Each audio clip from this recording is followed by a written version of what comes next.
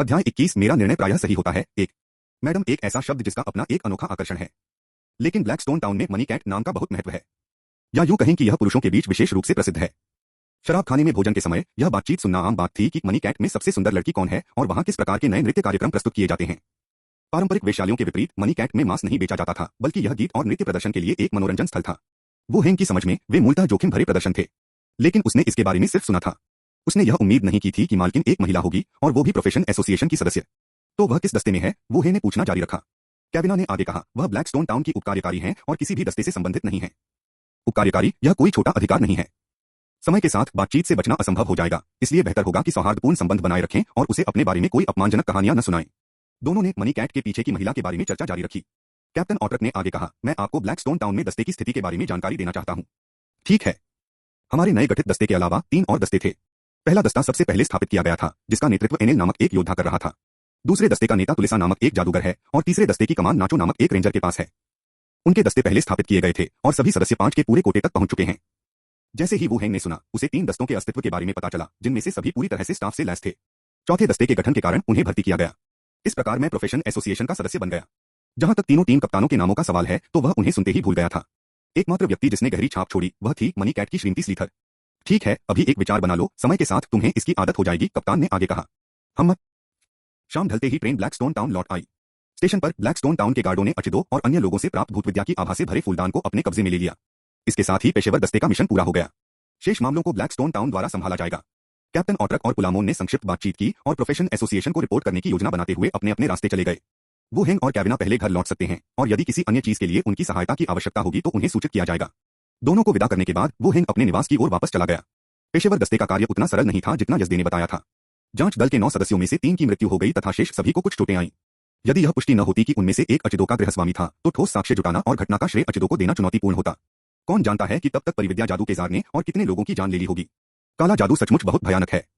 इसमें कोई आश्चर्य नहीं कि नेक्रोमैंसरों का इतना विरोध किया जाता है, यह बिल्कुल भी अन्यायपूर्ण नहीं है। घर लौटने पर जब वह ज़ोंबी वर्ल्ड की स्थिति की जांच करने वाला था, किसी ने उसके दरवाजे पर दस्तक दी। वो हेंग, क्या तुम ही वापस आए हो? उसके मकान मालिक की आवाज। वो हेंग ने दरवाजा खोला तो देखा कि एक रूखी चमड़ी वाला, दाढ़ी वाला अधेड़ आदमी उसके दरवाजे पर खड़ा है। Mister loser. लुड़गर घर का मालिक था, दूसरे शब्दों में मकान मालिक। हम वो हेंग, क्या तुमने खुद को किसी मुसीबत में डाल लिया है? लुड़गर कमरे में आया और तुरंत पूछा। वो हेंग ने भौहें चढ़ाई, उसका मन भागे हुए भगोड़े साथी की ओर चला गया। उसने पूछा, क्या कुछ गड़बड़ है? मैं तुमसे पूछने ही वाला था कि क्या हुआ। पिछले कुछ दिनों से यहाँ गार्ड क्यों आ रहे हैं? मैंने तुम्हें यह जगह सिर्फ इसलिए किराए पर दी थी क्योंकि तुम एक अच्छे इंसान हो।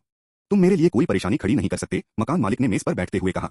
इसके बाद उसने गोल हेलमेट पहने हुए व्यक्ति की ओर देखा, भौहें सिकोड़ी और कहा, और हाँ, मैंने यह मकान सिर्फ तुम्हें किराए पर दिया है। किसी को भी यहाँ मत लाना। कंकाल बैसन पूरी तरह से एक सुरक्षित आवरण में लिपटा हुआ था, उसके चमड़े के कवच पर अभी भी क्रॉसबो तीर के निशान थे। इसके अलावा मनोरंजक रूप से गोल हेलमेट के कारण वह एक साधारण निवासी से बहुत अलग दिखाई देता था। वो हेंग समझ गया कि वह क्या कहना चाह रहा था। पिछले कुछ दिनों में गार्डों और पेशेवर दस्ते के बार-बार आने से मकान मालिक को यह आभास हो गया था कि कुछ गड़बड़ है। केवल किराएदार होने के कारण कोई भी परेशानी मोल नहीं लेना चाहता था। सौभाग्य से वह इस बात से अनजान था कि वो हेंग ने यहाँ किसी को मार दिया था, अन्यथा उसे बाहर निकाल दिया गया होता। यह एक गलतफहमी है। मैं पेशेवर दस्ते में शामिल हो गया हूँ। कल मैं शहर के गार्डों को एक जांच में मदद कर रहा था।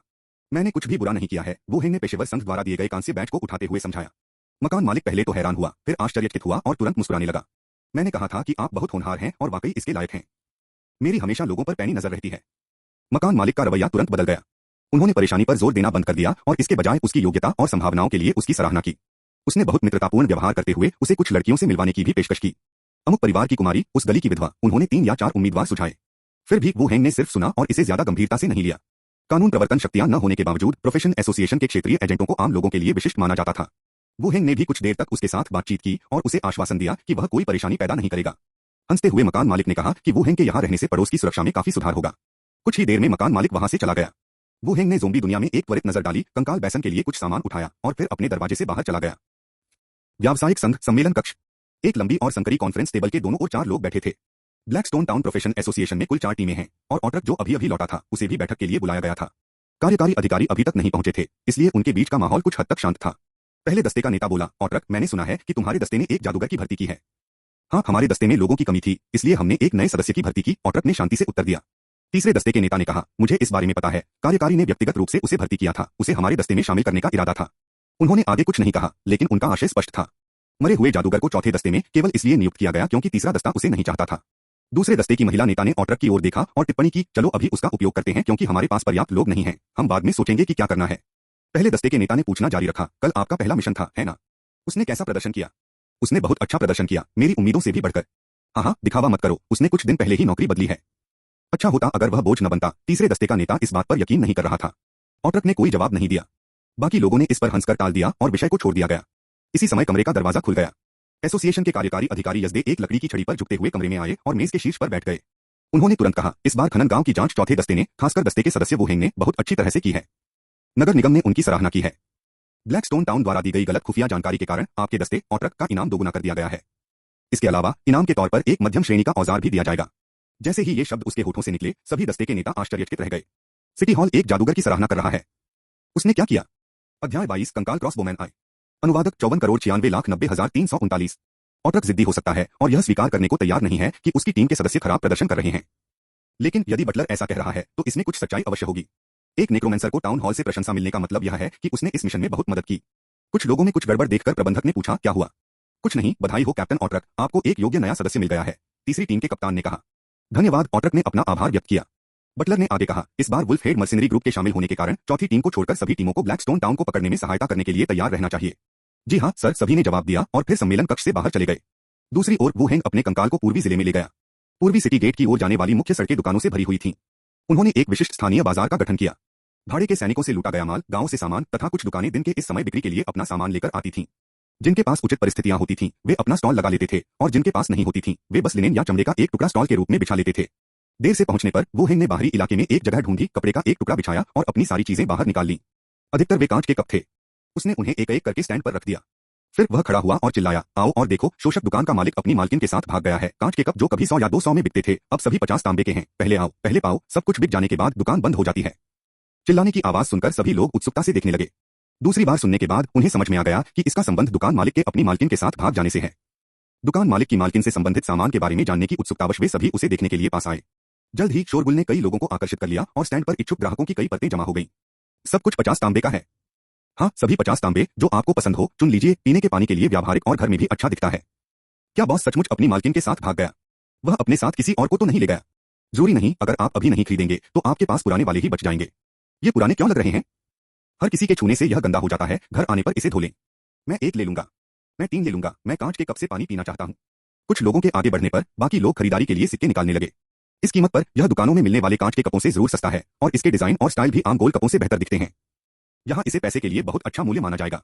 ऐसा नहीं है कि उन्होंने यह कीमत ज्यादा कमाने के इरादे से तय की है। ये सारी चीजें इकट्ठा करके लाई गई थीं, इन्हें फेंकना कितना बेकार होगा। यहाँ खरीदारी करने वाले लोग आम लोग या दूर दराज के गांवों से आए ग्रामीण थे। इन वस्तुओं को अपने पास रखने के बजाय इन्हें सस्ते दामों पर बेचना बेहतर होगा ताकि हर कोई इनका अच्छा उपयोग कर सके। वोहेंग के कई कॉल्स की बदौलत उसका ठिकाना जल्द ही सबसे ज्यादा लोकप्रिय हो गया। ज्यादा से ज्यादा लोग आसपास जमा हो गए, बिना यह जाने कि क्या हो रहा है वे भी देखने के लिए वहां आ गए। वोहेंग ने लगातार पैसे इकट्ठा किए और जल्द ही उसके स्टैंड पर रखे सभी कांच के कप बिक गए। बहुत से लोग जो खरीद नहीं पाए, वे इतने निराश थे कि अपनी जांघों पर थप्पड़ मार रहे थे। अन्य स्टॉल विक्रेता दंग रह गए। अभी क्या हुआ? स्टैंड पहले से ही बंद हो रहा है। जैसे ही वह बैठा, उसका सामान गायब हो गया। माफ करना दोस्तों, सब बिक गया। वोहेंग ने अपना कपड़ा स्टैंड समेटा और जाने के लिए तैयार हो गया। उसने कहा, शायद कुछ दिनों में मेरा एक और बैच आ जाएगा, उसी जगह उसी दाम पर। जो लोग इच्छुक हों वे फिर आ सकते हैं।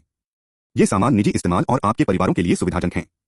अपना सामान समेटकर वोहेंग कंकाल लेकर निकलने ही वाला था कि कई लोगों ने उसे घेर लिया। वे पास के स्टैंड से थे। सर, अगर आपके पास समय नहीं है तो आप अपना सामान सीधे मुझे बेच सकते हैं। कीमत भी वही रहेगी और आने जाने का खर्च भी बच जाएगा। उनमें से एक ने सुझाव दिया। मुझे बेचो, मैं अधिक कीमत दूंगा। मेरी एक दुकान है। जब तक आपकी आपूर्ति स्थिर है, मैं आपकी बिक्री में मदद कर सकता हूँ। वोहेंग उनके इरादे समझ गया। वे उसका माल दोबारा बेचना चाहते थे। दरअसल इससे उसे कोई नुकसान नहीं होता और उसका कुछ समय भी बच जाता।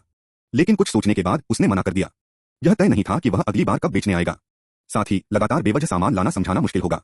उसके पास कोई कारखाना नहीं था, सारा सामान दूसरी दुनिया से लाया गया था। यदि कोई जांच करेगा तो समस्याएं उत्पन्न होंगी। उन्होंने तुरंत उनका प्रस्ताव ठुकरा दिया। माफ कीजिए सज्जनों, मैं पक्के तौर पर नहीं कह सकता कि अगली बार मेरे पास सामान होगा या नहीं। मुझे डर है कि हम साथ काम नहीं कर पाएंगे। यह सुनने के बाद कि अगली बार शायद कोई सामान नहीं मिलेगा, उन्होंने आगे दबाव नहीं डाला और अपने अपने स्टॉल पर लौट गए तथा केवल कुछ शब्द ही कहे, जिनसे पता चलता था कि अगली बार वे उसका सामान खरीदने के लिए तैयार हैं। अपना सामान रखने के बाद वो स्टॉलों के आसपास टहलने लगा। वह अभी कुछ दूर ही चला था कि पीछे से चीखने की आवाज आई। दुकान मालिक अपनी मालकिन के साथ भाग गया, नुकसान की भरपाई के लिए सामान बेच रहा है। यह आवाज हवा के साथ आ रही थी। यह वाक्य चिल्लाते हुए विक्रेता सदमे में रुक गए और एक दूसरे को गुस्से से देखने लगे। वोहेंग ने पीछे मुड़कर देखा और चलता रहा। यह स्थान किसी भी आधुनिक विश्व रात्रि बाजार की तुलना में कहीं अधिक जीवंत था। बिक्री के लिए अजीब और असामान्य वस्तुओं का उल्लेख नहीं करना चाहिए। इसके अलावा कुछ ही दूरी पर वास्तविक जीवन के पीके में शामिल लोगों के कई समूह भी थे। हालांकि वे अभी भी अपेक्षाकृत संयमित थे, अपनी तलवारें नहीं निकाल रहे थे, केवल एक दूसरे के चेहरे पर मुक्के मार रहे थे। इधर उधर घूमने के बाद वे एक बूथ के सामने रुक गए। बूथ का मालिक एक मध्यम आयु वर्ग का व्यक्ति था जो चमड़े का कवच पहने हुए था। उसके सामने जड़ी बूटियां और जानवरों के सींग प्रदर्शित थे तथा उसके पास 5 भाले थे। भाले का अग्रभाग धातु से बना था जबकि शाफ्ट दृढ़ लकड़ी से बना था। संभवतः इसका उपयोग आसपास के गांवों द्वारा जंगली जानवरों को भगाने के लिए किया जाता था। युद्ध में साहसी लोग लकड़ी के शाफ्ट वाले हथियारों का उपयोग नहीं करते क्योंकि वे आसानी से आधे में कट जाते हैं। हालांकि उन्होंने जंगली जानवरों के खिलाफ अच्छा काम किया। भालों की कीमत कितनी है?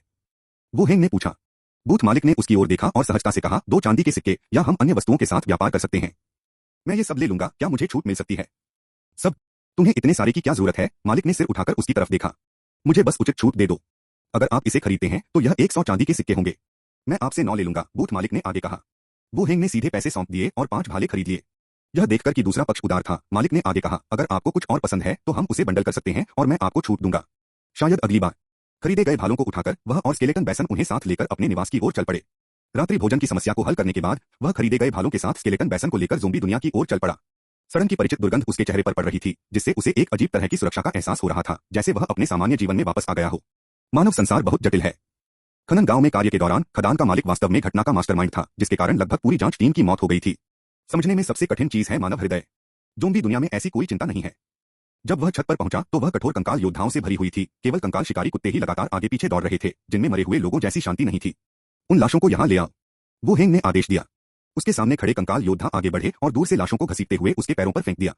कुल 4 लाशें थीं। ये वही लोग थे जिन्होंने कल माइनिंग विलेज में उस पर हमला किया था।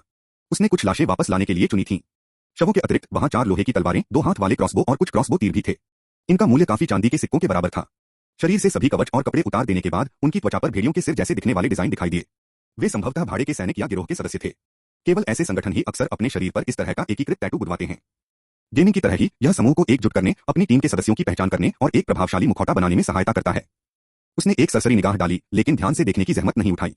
इन सबका उससे कोई लेना देना नहीं था। चाहे वे किसी बड़े गिरोह या बड़े संप्रदाय से ही क्यों न हो, वे ब्लैकस्टोन टाउन के पहरेदारों से अपना हिसाब चुकता करवा सकते थे। उन्होंने सीधे अस्थि हेरफेर कौशल का प्रयोग किया। मांस गिर गया और 4 कंकाल खड़े हो गए। वे 2 कंकाल तलवारबाज और 2 कंकाल क्रॉसबोमैन थे। कंकाल तलवारबाजों में से एक स्तर 6 पर था, दूसरा स्तर 5 पर, जबकि क्रॉसबोमैन दोनों स्तर 5 पर थे। उन्होंने जानबूझकर क्रॉसबोमैन की विशेषताओं को देखा। कंकाल क्रॉसबोमैन स्तर 5 0/3000। विशेषताएं संविधान 12, शक्ति 14, चपलता 14, बुद्धि 9, धारणा 8, करिश्मा 5। विशेषताएं खोखला कंकाल, मूल आत्मा, प्रतिभाएं शिकारी का लक्ष्य, समन्वित हमला। क्षमताएं 1 हत्थे वाली तलवार विशेषज्ञता, बेसिक हैंड क्रॉसबो विशेषज्ञता, मध्यवर्ती लाइट आर्मर विशेषज्ञता, मध्यवर्ती lock picking, basic trap disarming, basic शिकारी का लक्ष्य, केंद्रित लक्ष्य, हमलों को अविश्वसनीय रूप से सटीक बनाता है। समन्वित आक्रमण, टीम समन्वय में समृद्ध अनुभव, आक्रमण के लिए टीम के साथियों सहयोगियों के साथ बेहतर समन्वय करने में सक्षम। सभी 4 कंकालों में एक मूल आत्मा थी और उनकी खोखली आंखों के गड्ढों में नीली लपटें टिमटिमा रही थीं। जबकि एक क्रॉसबोमैन की विशेषताओं में हाथ क्रॉसबो में दक्षता मुख्य विशेषता थी। अब अंततः उसके पास एक रेंजेड सैन्य टुकड़ी थी। तलवारबाजों की विशेषताओं में कोई विशेष बात नहीं थी। विशेषता सटीक तलवारबाजी। क्षमताएं 2 हत्थे वाली तलवार विशेषज्ञता, मध्यवर्ती हल्का कवच विशेषज्ञता, मध्यवर्ती मध्यम कवच विशेषज्ञता, मध्यवर्ती। बिल्कुल बुरा नहीं। वू हेंग ने 4 कंकालों पर एक नजर डाली और छठे स्तर के कंकाल तलवारबाज से कहा, अब से आपको जियानी कहा जाएगा। दूसरे तलवारबाज और क्रॉसबोमैन की ओर मुड़ते हुए उन्होंने कहा, आपको जियानेर कहा जाएगा, आप नुई हैं, आप नुएर हैं। चारों कंकालों ने अपनी खोपड़ियां हिलाईं, मानो समझ रहे हों। अब उसके पास 6 आत्मायुक्त कंकाल थे। Skeleton hound teddy, skeleton thief बैसन और जियानी, जियानर, नुई और नुए। सबसे पहले अपने कवच वापस पहन लो और अपने हथियार तैयार कर लो, वू हेंग ने आदेश दिया। चारों कंकाल एक ओर चले गए और उन्होंने वे उपकरण पहनने शुरू कर दिए जिन्हें उन्होंने पहले उतार दिया था। अध्याय 23 कार्य पुरस्कार। अनुवादक 54,96,90,339। जियानी और जियानेर 4 कंकालों को उनके गियर पहनने के लिए ले गए। वू हेंग का ध्यान खड़ी कंकाल सेना पर गया। उन्होंने 5 कंकाल योद्धाओं को चुना, जिनका अनुभव भीड़ से थोड़ा अधिक था, और उन्हें सबसे आगे खड़ा होने के लिए बुलाया। उनमें से एक प्रारंभिक कंकाल था जिसे रूपांतरित कर दिया गया और उसे लोहे की तलवार दे दी गई।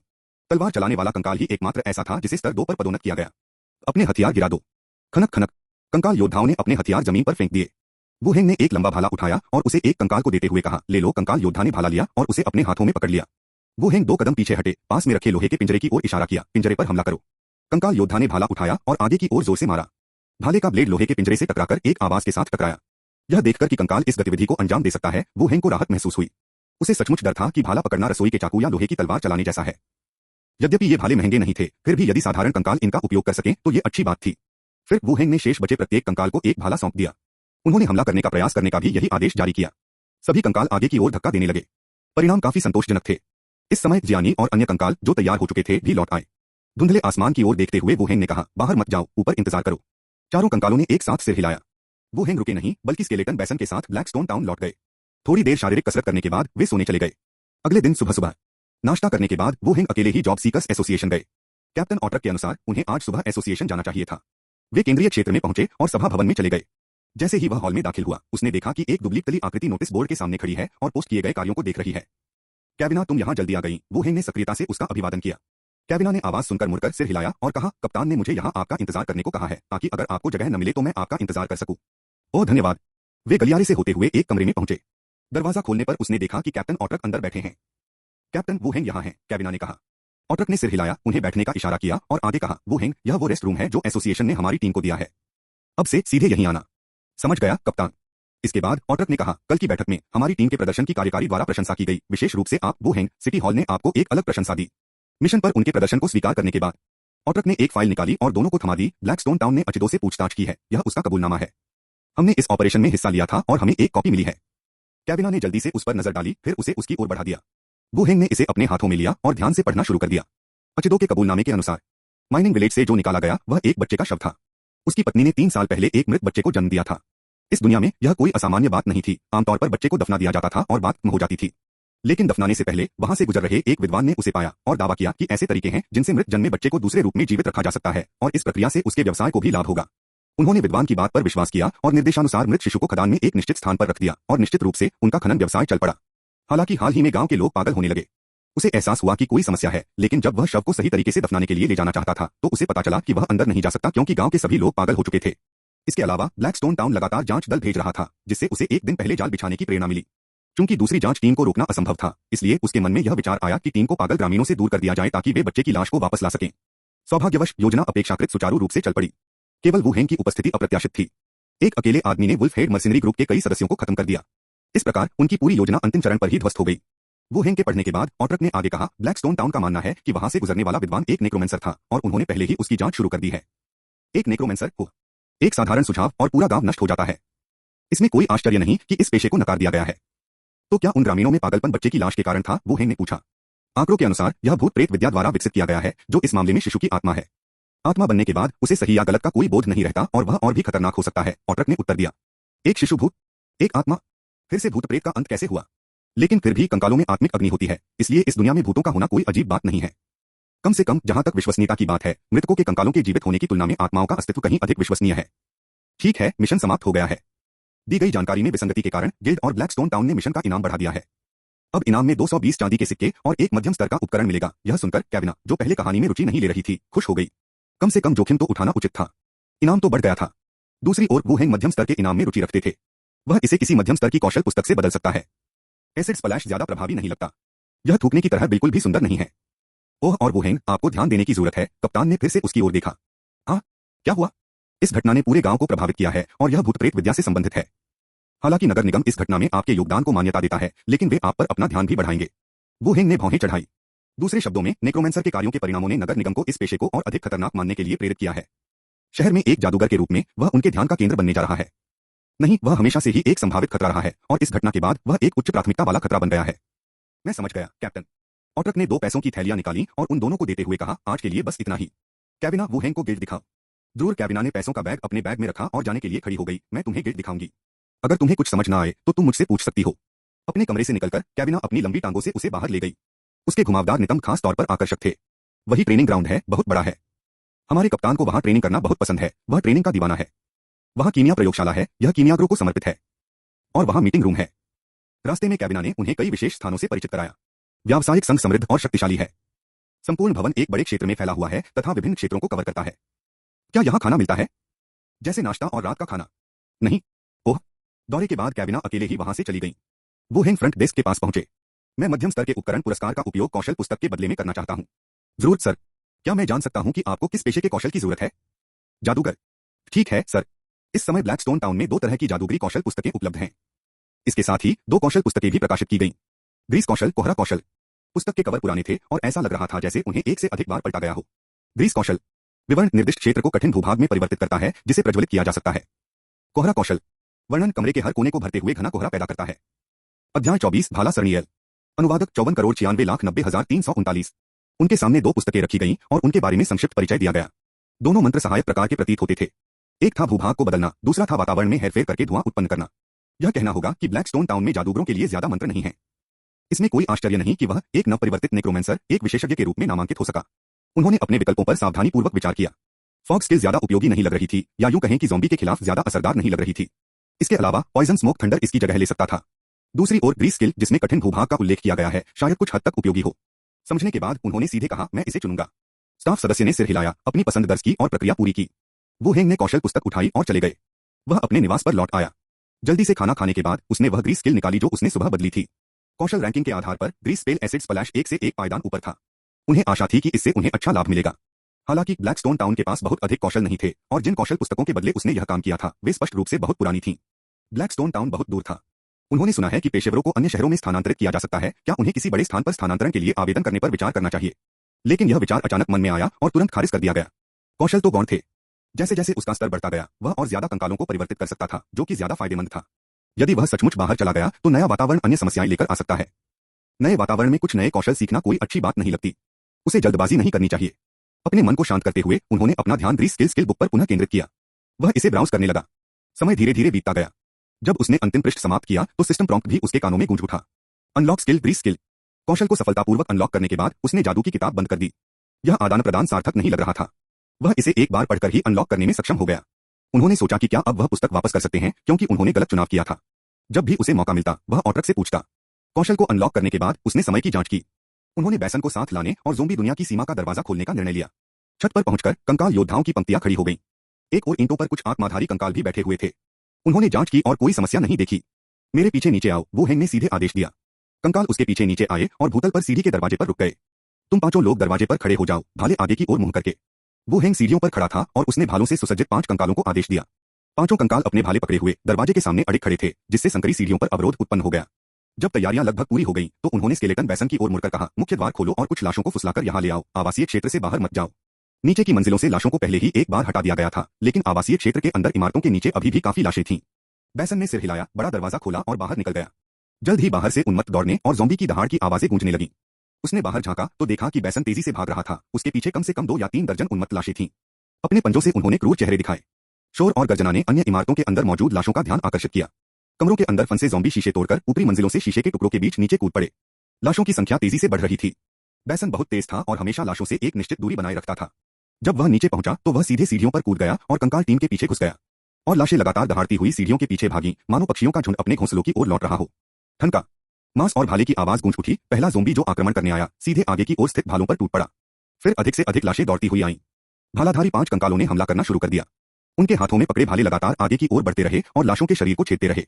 और वे नासमझ लाशें दर्द से निडर होकर आगे बढ़ती रहीं। संकरी सीढ़ियों ने लाशों की गतिविधियों को प्रतिबंधित कर दिया और भाले आगे बढ़ते रहे, सामने खड़े लाशों को भेजते रहे। अनुभव +6 डॉट। बुलाया गया निकाय कंकाल योद्धा, अनुभव +5 डॉट। बुलाया गया निकाय कंकाल योद्धा, अनुभव +5 डॉट। बुलाई गई इकाई। बुलाया गया निकाय कंकाल योद्धा, स्तर 2 तक बढ़ा, शक्ति +1 डॉट। बुलाया गया निकाय कंकाल योद्धा, स्तर 2 तक बढ़ा, शारीरिक बनावट +1 डॉट। परिणाम अपेक्षा से बेहतर थे। सारा अनुभव 5 भालाधारी कंकालों पर केंद्रित था। उनका स्तर लगातार दूसरे स्तर तक बढ़ा। इससे पहले उन्होंने कई ज़ॉम्बी मारे थे, लेकिन अनुभव कई कंकालों में बंट गया था। जो मोर्चे पर लड़े थे और सबसे ज्यादा मारे थे, वे भी बहुत जल्दी मर गए थे। कई दिनों तक काम करने के बाद भी केवल तलवार चलाने वाला कंकाल ही स्तर 2 तक पहुंच पाया था। अब ऐसा लगता है कि जब दुश्मनों की संख्या बड़ी नहीं है और कोई खतरा नहीं है, तो मैं पहले कुछ उच्च स्तरीय कंकालों को पोषित करने के लिए इस पद्धति का उपयोग कर सकता हूं। संख्याएं महत्वपूर्ण हैं, लेकिन स्तर भी महत्वपूर्ण है। जल्द ही लड़ाई अपने अंत के करीब पहुंच गई। 5 कंकाल स्तर 2 तक पहुंच गए थे। छोटे से प्रवेश द्वार के पास शवों का ढेर लगा हुआ था। वो हेंग पीछे से बाहर आया, अस्थि हेरफेर कौशल का उपयोग करना शुरू किया और एक एक करके कंकाल योद्धा जमीन से उठे और कंकालों की पंक्ति में शामिल हो गए। निम्नलिखित कार्य थोड़ा थकाऊ था। एक ही समय में ऊर्जा का रूपांतरण और पुनर्प्राप्ति। देर रात तक वह आराम करने के लिए ब्लैकस्टोन टाउन लौट आए। अगले दिन वो हेंग सुबह सुबह ज़ॉम्बी दुनिया में आ गया। कल के बचे हुए सभी ज़ॉम्बी शरीरों को बदलने के बाद उसने ज़ॉम्बी की संख्या गिनी। 5 स्तर 2 कंकाल, 172 स्तर 1 कंकाल। आत्मा वाले कंकालों में स्केलेटन बैसन, स्तर 7 का स्केलेटन रॉक जियानी, स्तर 6 का कंकाल जियानेर और नुई, स्तर 5 का कंकाल तथा टेडी, स्तर 5 का कंकाल कुत्ता शामिल थे। ऐसा प्रतीत नहीं होता था कि वे बहुत अधिक संख्या में हैं, लेकिन छत पर खड़े होने पर वे निश्चित रूप से काफी संख्या में थे। हालांकि कारों का पीछा करने वाली ज़ॉम्बी भीड़ की तुलना में अभी भी कोई तुलना नहीं थी, विशेषकर इसलिए क्योंकि लाशों के समूह में सभी प्रकार के उत्परिवर्तित ज़ॉम्बी मौजूद थे। स्थिर विकास का आधार यह है कि जोखिम को लापरवाही से न लिया जाए। कंकालों की गिनती करने के बाद उसने कहा, हमें नीचे जाना चाहिए। वहां सरसराहट की आवाज हुई। जैसे ही वे नीचे की ओर चले, कंकाल हिलने लगे और उनके पीछे पीछे चलने लगे। सीढ़ियों से बाहर निकलते ही नीचे का हिस्सा कुछ खाली सा लगा। आगे, धप धप धप, कंकालों की सेना गूंजते कदमों से आगे बढ़ी और अगले दरवाजे वाली इमारत की दिशा में आगे बढ़ी। जब वे पहली यूनिट के द्वार पर पहुंचे, वहां जैसे ही दरवाजा खुला, 2 लाशें उन पर टूट पड़ी। बगल में छिपते हुए पीछे खड़े कंकाल योद्धा ने सब्जी काटने वाले चाकू को घुमाया, जिससे लाशें मर गईं। तुम लोग जियानी का अनुसरण करो और लाशों से सीढ़ी साफ करो। जियानी ने सिर हिलाया, 5 कंकाल योद्धाओं को सीढ़ियों में ले गया और ऊपर की ओर चला गया। दूसरी ओर वो हेंग दूसरी इकाई की ओर बढ़ता रहा और दरवाजा खोला। तुम लोग जियानर का अनुसरण करो और लाशों की सीढ़ी साफ करो। एक के बाद एक सीढ़ियां खोली गईं और कंकाल समूह में अंदर घुस गए तथा सीढ़ियों में मौजूद लाशों को साफ करने लगे। प्रगति सुचारू रही, कोई भी उत्परिवर्तित ज़ोंबी नहीं मिला। जल्द ही पूरी इमारत को साफ कर दिया गया, शवों को बाहर खुले स्थान पर ले जाया गया। वू हेंग ने तुरंत उन्हें बदलना शुरू नहीं किया, बल्कि अगली इमारत की सफाई करने के लिए आगे बढ़ गए। यही प्रक्रिया दोहराई गई, शवों को बाहर ढेर कर दिया गया, जबकि युद्ध में लूटे गए माल को सीधे मूल निवास स्थान पर वापस ले जाया गया। वह ब्लैकस्टोन टाउन लौट आया। वू हेंग ने बेसन से उसका बैग पैक करवाया और वे दोनों शहर के पूर्वी हिस्से में स्थित बाजार की ओर चल पड़े। बाजार में अभी भी चहल पहल थी और पूरे क्षेत्र में फेरी वालों की आवाजें गूंज रही थीं। कई स्टॉलों के पास से गुजरते हुए उन्होंने एक से अधिक स्टॉलों पर नारे लगाते सुना, बॉस अपनी मालकिन के साथ भाग गया, सभी वस्तुओं पर भारी छूट। वू हेंग बेसन को एक खाली जगह पर ले गया, एक रंगीन चटाई निकाली और उसे जमीन पर बिछा दिया, फिर एक के बाद एक कांच के कप निकाले। सूर्य के प्रकाश में कांच के कपों से सुंदर प्रकाश अपवर्तित होता था। उसे अपना सामान बेचने की जरूरत ही नहीं पड़ी थी कि वहां पहले से ही लोगों की भीड़ जमा हो गई थी। नया स्टॉक आ गया, तो क्या इसकी कीमत पहले जैसी ही है? भीड़ जमा हो रही थी और सभी उत्सुकता से प्रश्न पूछ रहे थे। वू हेंग को उम्मीद नहीं थी कि इतने सारे लोग इतनी जल्दी इकट्ठा हो जाएंगे। उसने जवाब दिया, कीमत पहले जैसी ही है। 50 तांबे के सिक्के प्रति व्यक्ति। दुर्भावनापूर्ण खरीदारी रोकने के लिए प्रत्येक व्यक्ति अधिकतम 3 ही खरीद सकता है। मैं एक ले लूंगा। मुझे भी एक चाहिए। भीड़ आगे बढ़ी और कांच के कप खरीदने के लिए पैसे निकालने लगी, जो दुकानों में मिलने वाले कपों से सस्ते थे। चाहे उन्होंने उसे पहचाना हो या वे सिर्फ यह देखने आए थे कि भीड़ के साथ क्या हो रहा है। जल्द ही उनके बूथ को लोगों ने घेर लिया। कैसा गंदा दृश्य है। यद्यपि पहली बार की तरह यह तुरंत बिक नहीं गया, फिर भी उन्होंने अच्छा कारोबार किया। इतने सारे लोगों और इतनी सस्ती वस्तुओं के साथ सारा सामान बिकने में ज्यादा समय नहीं लगा। मुझे माफ करना, हमारे सारे सामान बिक चुके हैं। अगले बैच का इंतजार करो। वो हेंग ने अपना सामान समेटा, खड़ा हुआ और बोला। जो लोग सफलतापूर्वक खरीदारी नहीं कर पाए, उन्होंने धीरे से आह भरी और कहा कि अगली बार वे जल्दी आएंगे, इससे पहले कि वे बिखर जाएं। वो हेंग ने अपनी चीजें व्यवस्थित की। उसने चारों ओर स्टॉलों पर नजर डाली। उन्होंने किसी को भी लंबे भाले बेचते नहीं देखा, जो कि शर्म की बात थी। बाजार में सामान लोहार की दुकान की तुलना में बहुत सस्ता था। चारों ओर देखने के बाद वो हेंग ने फर व्यापारी से कीमतों के बारे में पूछा और फिर अपने कंकाल के साथ वहां से चला गया। कच्चे चमड़े और चमड़े में अंतर था। बेचे गए फर कवच की दुकान में चमड़े के कवच से पूरी तरह से अलग थे। उन्हें संसाधित करने के लिए संभवतः बीच में कई चरण थे। चूंकि वह इनका उपयोग करना नहीं जानता था, इसलिए जाने से पहले उसने सिर्फ कीमतों के बारे में पूछा था। लेकिन जैसे ही वह चला गया, 2 आदमी उसी दुकान पर आ गए। उन्होंने पूछा, वह आदमी अभी आपसे क्या खरीदने की कोशिश कर रहा था? स्टॉल मालिक ने उन दोनों के गुस्से भरे चेहरों को देखा और जवाब देने से पहले झिझका। उसने फर की कीमत के बारे में पूछा। ऐसा लग रहा था कि उसे लगा कि यह बहुत महंगा है, इसलिए वह चला गया। क्या उसने कुछ और नहीं कहा? मेरे स्टॉल में और क्या है? स्टॉल मालिक ने जवाब दिया। दोनों व्यक्तियों ने एक बार फिर स्टॉल मालिक की ओर देखा और फिर उठकर दूर किसी स्थान की ओर चले गए। जब वे कम लोगों वाली जगह पर पहुंचे, तो उनमें से एक ने कहा, यही वह व्यक्ति है जिसने बेसन को मारा है, ये वस्तुएं अवश्य ही उसके पास होंगी। वह बेकार बेसन। दूसरे आदमी ने गाली दी, फिर पूछा, उसके बगल में वह आदमी कौन था? मुझे नहीं पता, लेकिन वह अकेला रहता है। पिछले कुछ दिनों से guard wolf head mercenary group की सफाई कर रहे हैं। चलो बेसन का बदला लेने और अपनी चीजें वापस पाने के लिए समय निकालते हैं। ठीक है। अध्याय 25। कोई यहाँ रहा है। अनुवादक 54,96,90,339। रास्ते में शराब खाने में खाना खाने के बाद वे सीधे अपने आवास पर लौट गए। थोड़ी देर आराम करने के बाद उन्होंने बेसन के साथ भाला युद्ध का अभ्यास शुरू कर दिया। जब से उन्हें बेसन का कंकाल मिला है, तब से उन्होंने अभ्यास के लिए लकड़ी के लक्ष्यों का उपयोग नहीं किया है। लकड़ी के लक्ष्यों पर अभ्यास करने की तुलना में युद्ध प्रशिक्षण कहीं अधिक प्रभावी है। जैसे जैसे लड़ाई जारी रही, सिस्टम संदेश एक बार फिर उसके कान में आया। विशेषता अनलॉक, भाला महारत, शुरुआती एल। अचानक मिले संदेश ने उसका ध्यान थोड़ा भटका दिया। उसकी गति धीमी हो गई और बेसन का खंजर उसकी गर्दन पर निशाना साध गया। वह चौंक गया और घबराकर एक ओर हट गया। विराम। चकमा देने के बाद वह तुरंत चिल्लाया। बेसन ने अपनी हरकतें रोक दी, जल्दी से अपना ब्लेड म्यान में डाला और स्थिर खड़ा हो गया। वू हेंग ने उसकी गर्दन को छूकर पुष्टि की कि उसे कोई चोट नहीं लगी है और फिर उसकी विशेषताओं की जांच की। नाम वू हेंग। पेशा नेक्रोमेंसर। स्तर 3, 1109/2700। विशेषताएं शक्ति 10, चपलता 13, संविधान 15, बुद्धि 16, धारणा 10, आकर्षण 13 डॉट। विशेषता भाला कौशल, शुरुआती कौशल अस्थि हेरफेर कौशल, एसिड स्प्लैश, ग्रीस कौशल। भाला महारत, शुरुआती। आप शुरुआती प्रवीणता स्तर तक पहुंच गए हैं। भाले के हथियार से। जैसी कि उम्मीद थी, विशेषता पैनल में एक अतिरिक्त विशेषता है। इसमें कोई निश्चित विशेषता बोनस नहीं था, केवल यह दिखाया गया था कि वह एक शुरुआती प्रवीणता स्तर तक पहुंच गया है। इसका मतलब यह है कि वह प्रशिक्षण के माध्यम से अन्य हथियार भी सीख सकता है। नहीं, यह तो पैनल से प्राप्त एक डेटायुक्त संकेत मात्र होगा, तथा वास्तव में यह दक्षता उसके अपने प्रशिक्षण से आती है। युद्ध से लेकर दैनिक प्रशिक्षण तक यह समय बहुत कम नहीं रहा है। क्या मुझे अब तलवारबाजी का अभ्यास करना चाहिए? भालों की तुलना में तलवार चलाने वाले लोग अधिक हैं।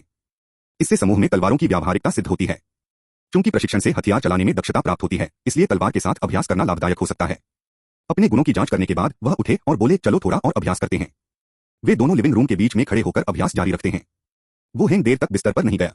अगले दिन ज़ोंबी दुनिया में वू हेंग ने कल के कार्य को जारी रखने के लिए अपने कंकाल दस्ते का नेतृत्व किया। एक ऐसी इमारत में पहुंचकर जिसे अभी तक साफ नहीं किया गया था, उन्होंने हॉल के सभी दरवाजे खोल दिए तथा कंकाल योद्धाओं को लाशों को साफ करने के लिए अंदर ले गए। फिर हर कमरे का दरवाजा खोलना जारी रखें और लाशों को साफ करें। कमरे वही अपरिवर्तनीय लड़ाइयां दोहराते हुए। ये अलग थलग लाशें वर्तमान कंकाल सेना के लिए कोई खतरा नहीं है। जल्द ही पहली इमारत को खाली कर दिया गया। उसके बाद लाशों से भरी अगली इमारत को भी खाली कर दिया गया। युद्ध जीतने के लिए अपने संख्यात्मक लाभ का उपयोग करना। जब वह तीसरी इमारत में लाशों को साफ करने के बाद कोने को मोड़ने वाला था, बेसन एक स्काउट के रूप में कार्य करते हुए दूर से वापस भागा। उसने रुकने का संकेत दिया। वो हेंग ने तुरंत आदेश दिया, स्टैंड बाय। स्विश। आगे बढ़ती हुई कंकाल सेना तुरंत रुक गई और कठोर रूप से स्टैंड बाय में चली गई। तरीका। बेसन भीड़ के बीच से निकलकर वू हेंग के पास आया और इमारत द्वारा अवरुद्ध दिशा की ओर इशारा किया। क्या कोई खतरा है? बेसन ने हल्के से सिर हिलाया। मुझे दिखाने ले चलो। बेसन ने फिर से सिर हिलाया। वू हेंग को कंकाल सेना से बाहर ले गया और आगे देखने के लिए कोने से उनके सिर बाहर निकाले। उनके सामने आवास परिसर के भीतर एक छोटा सा चौक था, सीमेंट का फर्श था और कुछ व्यायाम मशीनें रखी हुई थीं। एक नीली बस पड़ोस की बाढ़ से टकराकर चौक के एक ओर पलट गई। लगभग 20 लाशें चौक के आसपास घात लगाए बैठी थीं, जिनमें से कई ने नीली वर्दी पहन रखी थी। वे बस के यात्री होंगे या किसी कारखाने के मजदूर होंगे। संख्या अभी भी प्रबंधनीय है। 20 से अधिक ज़ॉम्बी काफी संख्या है, लेकिन कंकालों की वर्तमान मात्रा और कुछ आत्मा संवर्धित को देखते हुए यह बहुत कठिन नहीं होना चाहिए। उचित तैयारी से नुकसान को और कम किया जा सकता है। जैसे ही वह कंकाल सेना को बुलाने वाला था, वह अचानक दूर की सीढ़ियों से 3 काली परछाइयां फूट पड़ी। उन्होंने एक भटकते हुए ज़ॉम्बी को फंसाया और जबरदस्ती उसका हाथ और निचला पैर काट दिया। इससे पहले कि दूसरे ज़ॉम्बी उन पर हमला करते, वे तेजी से भाग गए और ज़ॉम्बी समूह को गोल गोल घुमाते रहे। उत्परिवर्तित ज़ॉम्बी कुत्ते वू हेंग की आंखें यह दृश्य देखकर चौड़ी हो गईं। टेडी की तरह ये तीनों प्राणी बड़े उत्परिवर्तित कुत्ते थे। वे अपने शिकार के साथ खेलते थे और लाशों को गोल गोल घुमाते थे। वे अपनी गति के लाभ के कारण अस्तव्यस्त तरीके से इधर उधर दौड़ रहे थे और कभी कभी रुककर प्रतीक्षा भी कर रहे थे। इस शोरगुल ने और अधिक लाशों को आकर्षित किया और चौक पर भीड़ बढ़ने लगी। ज़ॉम्बी कुत्तों का लाभ उनकी गति में निहित है। इससे पहले जब टेडी की हत्या हुई थी तो वह एक गलियारे में फंस गया था, जिससे उसकी गतिविधियां बहुत सीमित हो गई थीं। ऐसे खुले स्थानों में उन्हें पकड़ पाना कठिन है। यदि आप जीत भी जाएं तो भी यदि वे पीछे मुड़कर भाग जाएं तो उन्हें पकड़ना कठिन हो जाएगा। उसने बेसन के कंधे पर थपथपाते हुए कहा, चलो वापस चलें। वे पीछे हट गए और कंकाल सेना के साथ चले गए। उसे ध्यान से सोचना था कि तीनों ज़ॉम्बी कुत्तों को कैसे संभालना है और उन्हें बीच में फंसाना है, वरना उनसे निपटना मुश्किल हो जाएगा। वे उस इमारत में वापस चले गए जहां वे रहते थे। कंकालों को शवों को स्थानांतरित करने का निर्देश देते हुए वू हेंग ने रूपांतरण किया। कंकाल एक एक करके उठे और तैयार रसोई के चाकू जियानी और जियानेर द्वारा नए कंकालों को सौंप दिए गए। शाम हो गई। वू हेंग एक हाथ वाली लोहे की तलवार के साथ ब्लैकस्टोन टाउन लौट आया। भाला प्रवीणता को अनलॉक करने के बाद उसने आज रात तलवारबाजी का अभ्यास शुरू करने की योजना बनाई। वह उस दक्षता को भी प्राप्त करने का प्रयास करेंगे। इसके अलावा जब वह भाला चलाने का अभ्यास कर रहा था तो वह बिना सोचे समझे ऐसा कर रहा था। तलवारबाजी के लिए वह चौथे दस्ते के सदस्यों से मार्गदर्शन मांग सकता था। यदि वह काम नहीं करता है तो हमेशा जियानी और जियान एयर मौजूद हैं। बेसिक सोल होने के कारण वे लगभग सामान्य मनुष्यों की तरह ही हैं। अंतर केवल इतना है कि वे बात नहीं कर सकते। आसान प्रदर्शन या उसके कार्यों को सुधारने में कोई समस्या नहीं होनी चाहिए। जैसे ही उसने अपनी लोहे की तलवार एक तरफ रखी और बाहर जाने के इरादे से मेज पर रखे अपने बैग की ओर हाथ बढ़ाया, उसके हाथ थोड़े रुक गए। किसी ने उसके बैग में हाथ डाला था। हालांकि कुछ भी गायब नहीं था, लेकिन अंदर रखी चीजों की स्थिति बदल गई थी। वू हेंग ने तुरंत कमरे की जांच शुरू की और हर जगह तलाशी के निशान मिले। हालांकि सब कुछ अपनी मूल जगह पर वापस कर दिया गया था। यदि उसे अपने बैग में हमेशा एक ही स्थान पर सामान रखने की आदत न होती तो शायद उसे इस बात का ध्यान न आता। यह कोई चोर नहीं था।